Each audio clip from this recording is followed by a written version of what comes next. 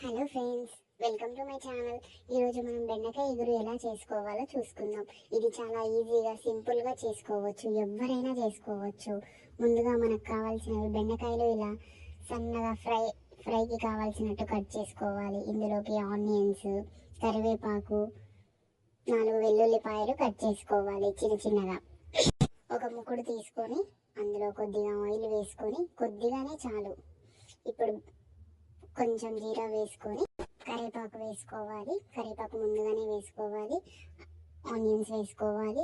బెండకాయలు కూడా వేసుకోవాలి. అవి కొంచెం ఫ్రై అయ్యాక బెండకాయ మొత్తం కలుపుకోవాలి. ఆయిల్ కలిసేటట్టు మొత్తం కలుపుకున్నాక మూత పెట్టేసి ఒక 5 మినిట్స్ పక్కకు పెట్టాలి. ఇప్పుడు కొద్దిగా సాల్ట్ వేసుకోవాలి. సాల్ట్ కూడా కొంచెం ముందు వేసుకుంటే బెండకాయ మొత్తం మగ్గుతాయి.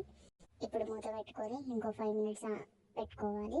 ఇప్పుడు నెక్స్ట్ కారం వేసుకోవాలి. మనకు రుచికి సరిపోయేంత కారం వేసుకొని కలుపుకోవాలి. మొత్తం బెండకాయ కలిసేటట్టు కలుపుకొని ఒక 2-3 మినిట్స్ వెయిట్ చేసినాక వెల్లుల్లి వేయాలి. వెల్లుల్లి వేసినాక మళ్ళీ కలుపుకొని మూత పెట్టేసి ఒక 5 మినిట్స్ సిమ్లో పెట్టేసి ఉంచాలి. అలా పెట్టి ఉంచినాక అంతే అండి, బెండకాయ ఎగురు రెడీ అయిపోయింది.